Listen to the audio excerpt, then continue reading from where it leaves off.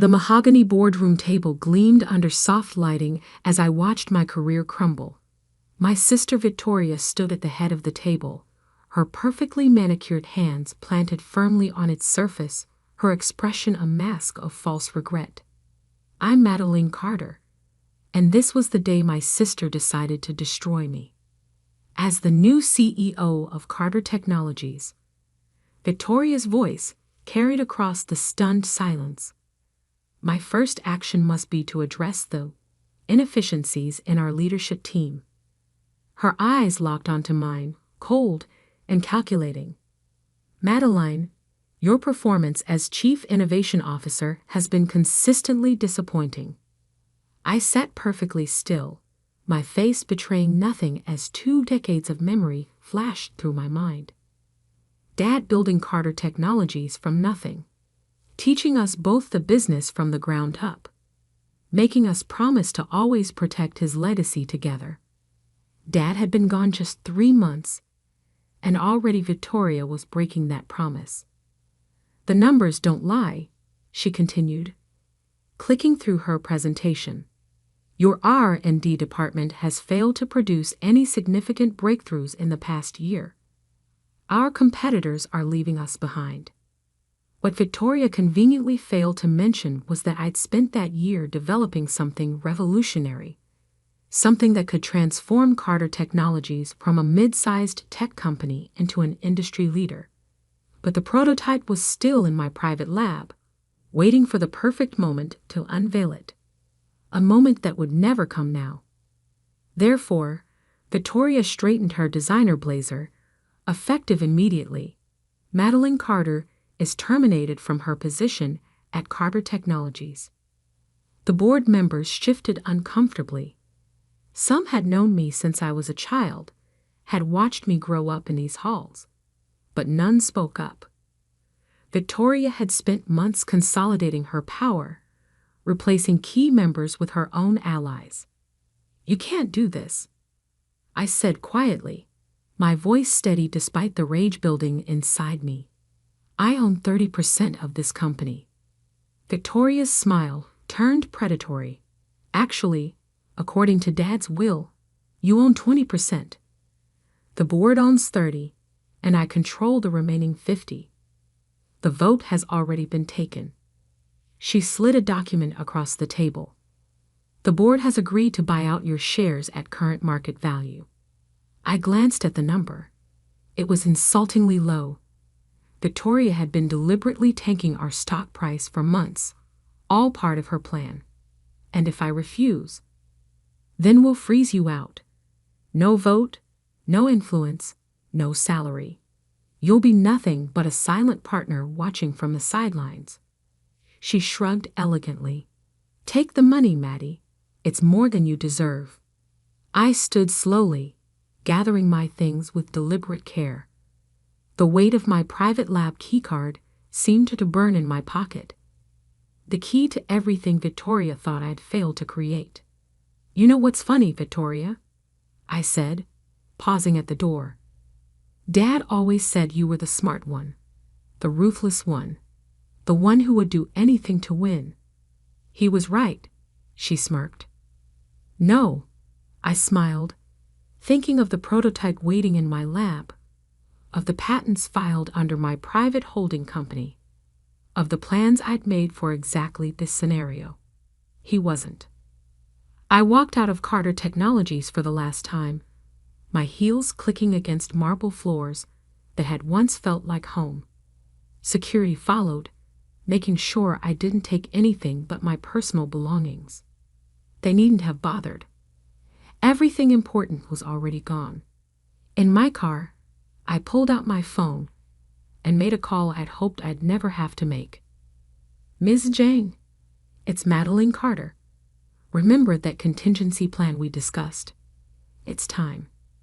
Jessica Jang, the most ruthless venture capitalist in Silicon Valley, had been waiting for this call. Excellent. I'll have the paperwork ready in an hour.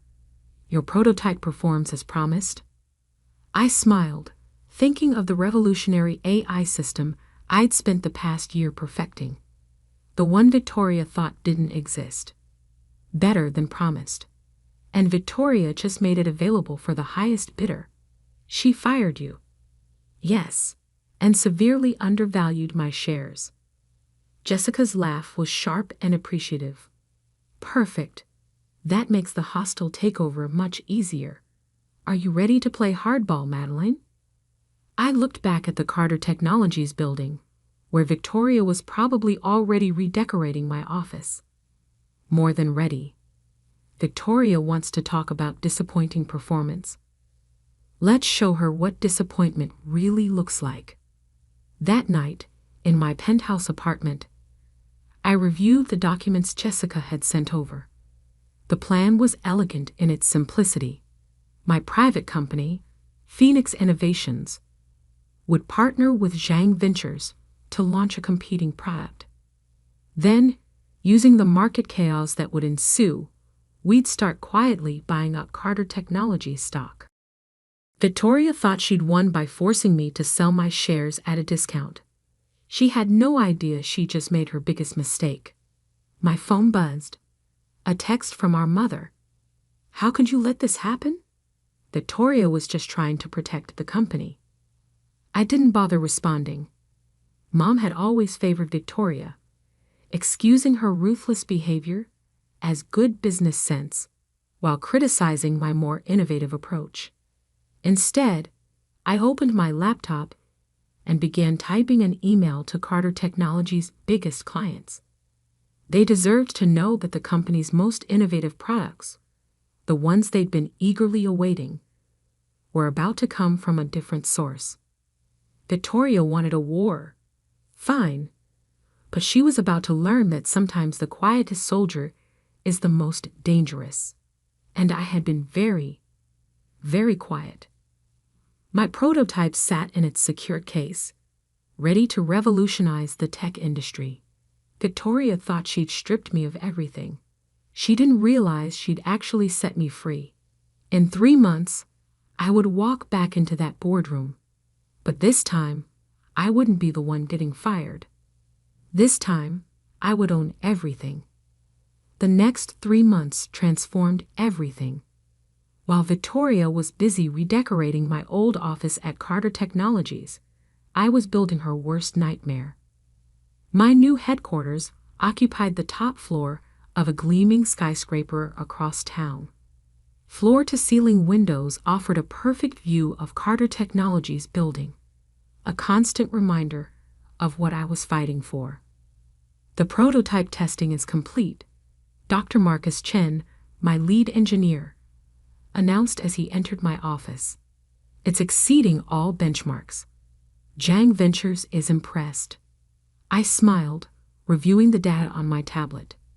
The AI system I developed would revolutionize how companies handle data processing. It was exactly what our biggest clients had been begging for, and exactly what Victoria thought I'd failed to create.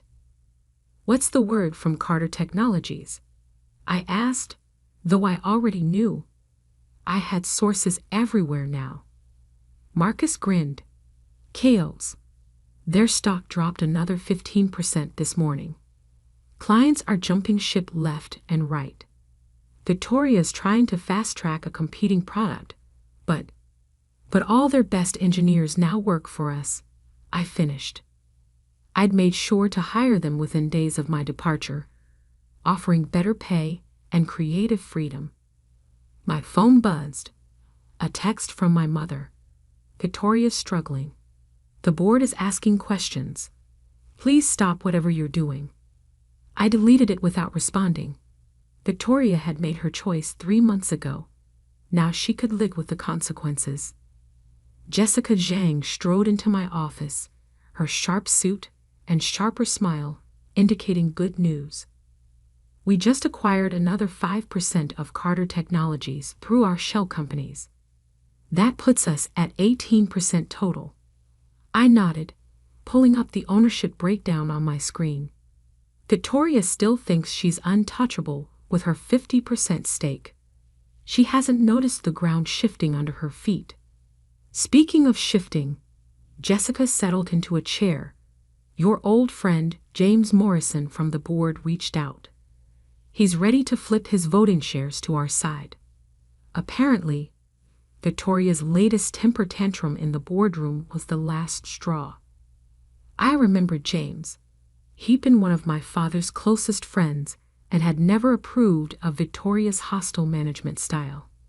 His 10% stake would be crucial. Perfect timing, I said. The product launch is scheduled for next week. Once we announce Phoenix Innovations' new AI system, Carter Technologies' stock will plummet. Jessica finished, her smile predatory. And we'll be ready to buy. The product launch was everything we planned for. I stood on stage at the tech industry's biggest conference, presenting the AI system that would change everything. In the audience, I spotted several Carter Technologies board members, their expressions growing increasingly panicked as they realized what they'd lost. Victoria sat in the front row, her face a mask of fury as she watched me unveil the innovation she'd claimed I couldn't create. When I announced that Phoenix Innovations had already signed contracts with 3 of Carter Technologies' biggest clients, she stormed out. The next morning, Carter Technologies' stock dropped 40%. "Your sister's online one," my assistant announced later that day. "She sounds upset." I let it ring through to voicemail. Victoria had never bothered to listen to me. Now it was my turn not to listen to her. Her message was exactly what I expected. Threats, accusations, demands to know how I'd stolen her clients. She still didn't understand that she'd driven them away herself, with her focus on short-term profits over innovation. The hostile takeover proceeded exactly as planned. As Carter Technologies' stock price fell, our shell companies kept buying. Board members, seeing the writing on the wall, began selling their shares, conveniently to buyers we controlled. Victoria fought back, of course. She tried to rush out competing products, but without the innovative talent she'd driven away, they were pale imitations. She attempted to sue me for patent infringement, but all my innovations were legally protected under Phoenix Innovations. She even tried to turn our parents against me. Not that she needed to. They'd always taken her side. But this time, it didn't matter. I wasn't the quiet, accommodating sister anymore. 2 weeks before the final board meeting, I received an unexpected visitor. James Morrison stood in my office, looking both impressed and slightly amused. "Your father would be proud," he said, looking around at what I'd built. "He always said you were the real innovator. Victoria just couldn't see it." I raised an eyebrow. "Is that why you're here? To tell me Dad would approve?" He shook his head. "I'm here to warn you. Victoria knows she's losing control. She's planning something desperate for the board meeting." "Let her try," I said calmly. "Everything's already in motion." James studied me for a moment. "You know, she always thought you were the weak one, the quiet one who would never fight back." I smiled, thinking of all the quiet moments I'd spent planning this very outcome. That was her first mistake. The night before the board meeting, I stood in my office looking across at the Carter Technologies building. Tomorrow, everything would change. My phone buzzed with a final text from Victoria. "Whatever you're planning, it won't work. This is my company." I didn't bother responding. Instead, I opened my laptop and reviewed the final numbers one last time. Through our various shell companies and allied board members, we now controlled 49% of Carter Technologies. Victoria still thought her 50% stake made her invincible. She didn't know about the final piece of the puzzle, the 2% of shares Dad had left in a trust, with very specific instructions about how they could be voted, instructions that would be revealed tomorrow. As I gathered my things to leave, I caught my reflection in the window. I looked different now, Stronger, sharper, more like the CEO I'd become. Victoria had tried to erase me from our father's legacy. Instead, she'd given me the push I needed to build my own. Tomorrow, I would walk into that boardroom not as the sister she betrayed, but as the woman who now controlled her fate. And this time, there would be no false regret, no fake sympathy. Just pure, cold, corporate justice. The morning of the board meeting, I arrived early at Carter Technologies. The security guards, who still remembered me from my childhood days running through these halls, nodded respectfully as I passed. They'd seen enough corporate drama to know which way the wind was blowing. The boardroom looked exactly as it had 3 months ago, down to the gleaming mahogany table where Victoria had tried to destroy my career. But today, different papers waited at each seat, documents that would change everything. Victoria burst in at 8:55 a.m., her usual confidence slightly frayed around the edges. She faltered for just a moment when she saw me sitting calmly at the table. "You're not supposed to be here," she snapped. "This is a closed board meeting." Actually, James Morrison spoke up from his seat. Ms. Carter was officially invited. As the CEO of Phoenix Innovations, she has some rather important business to discuss. Victoria's eyes narrowed as she took in the room. Several of her most reliable board allies were conspicuously absent, replaced by faces she didn't recognize, representatives from our shell companies. "What's going on?" she demanded, her voice rising. "Where's Theodore and Patricia?" "They sold their shares," I said softly, "along with most of your other allies. Check your phone, Victoria." The SEC filings went public this morning. She grabbed her phone, her face paling as she scrolled through the notifications. This is impossible. I control 50%. 50% isn't enough when the rest of the board votes as a bloc. Jessica Zhang stood in the doorway, her presence making Victoria step back involuntarily. "And your leadership has been, shall we say, less than inspiring lately." Victoria spun to face me, realization dawning. You've been buying up shares through shell companies. That's why the stock price kept falling. You were manipulating the market." "No," I corrected her. "The stock price fell because you drove away our best talent, alienated our biggest clients, and failed to innovate. We just helped the market recognize your true value." "It doesn't matter," she said, but her voice wavered. "I still control 50%. You can't outvote me." About that, James pulled out a sealed envelope. "Your father left certain instructions with the trust that holds 2% of company shares. Instructions that could only be revealed under specific circumstances." Victoria sank into a chair as James began reading. "In the event that either of my daughters attempts to forcibly remove the other from the company, these shares are to be voted with the daughter who demonstrates true innovation and leadership. The trust has reviewed both sisters' actions," James continued. Victoria's hostile removal of Madeleine, followed by Madeleine's successful launch of groundbreaking technology through Phoenix Innovations, makes the decision clear. I stood slowly. The 2% votes with me, combined with the shares we've acquired and our allied board members, that gives us effective control of Carter Technologies. "No," Victoria whispered. "Dad wouldn't." "Dad knew exactly who you were," I said quietly.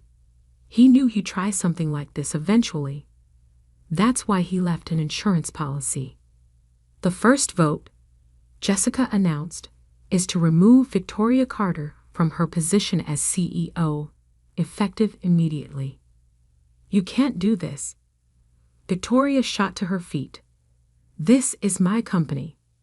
"Second vote," I continued as if she hadn't spoken, is to approve the merger between Carter Technologies and Phoenix Innovations, with Madeline Carter as CEO of the combined entity. All in favor? James asked. Hands rose around the table.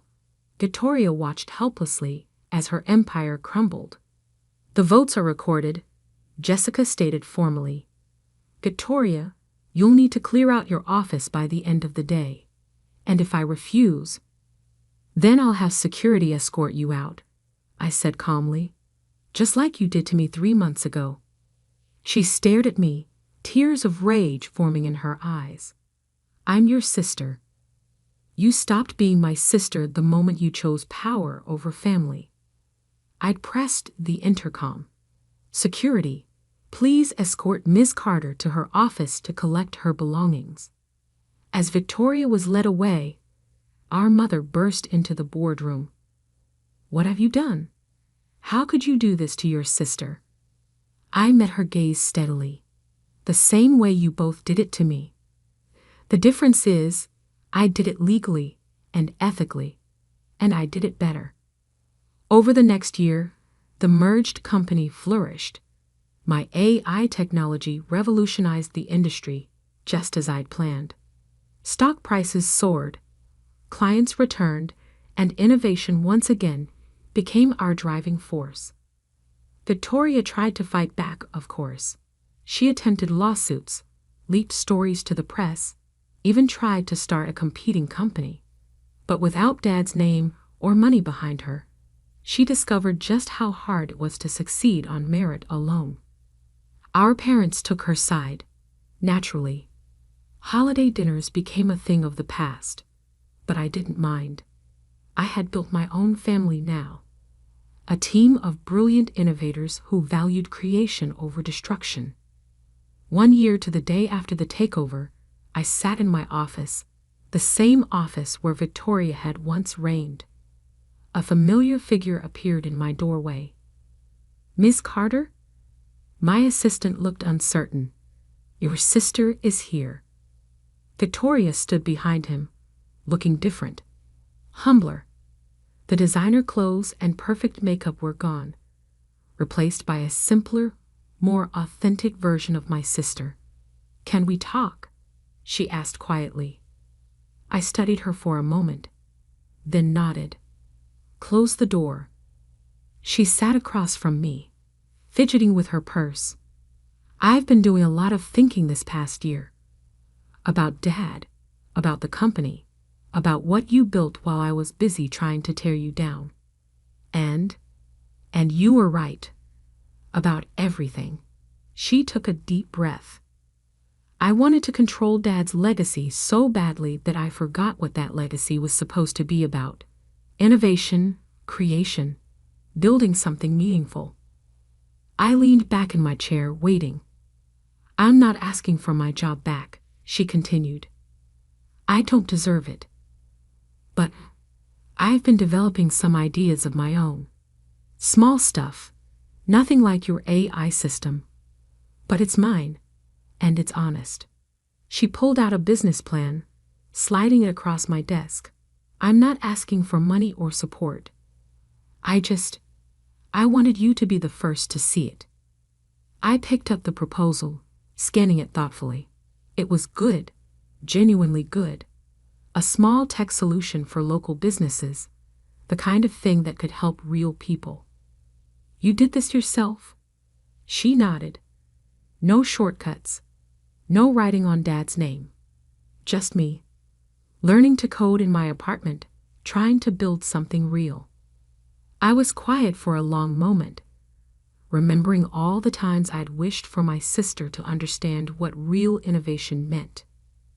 There's a small business incubator program starting next month, I said finally, independent from Carter Technologies, but I mentor there sometimes.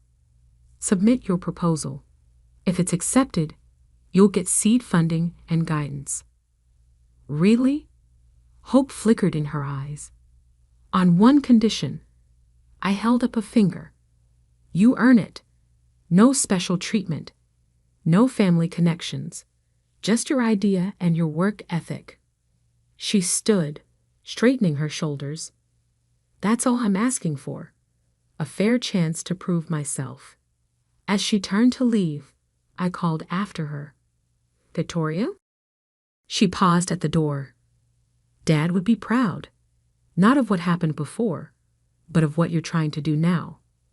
A small smile curved her lips, not the predatory smirk I remembered, but something more genuine. "Thanks, Maddie.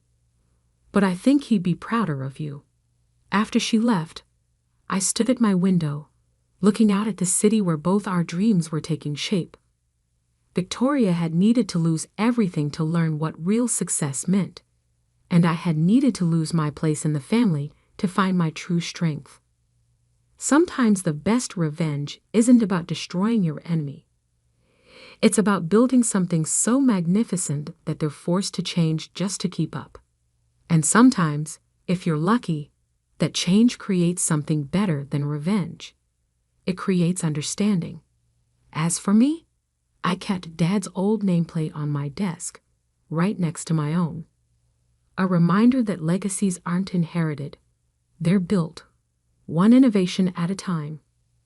And I was just getting started.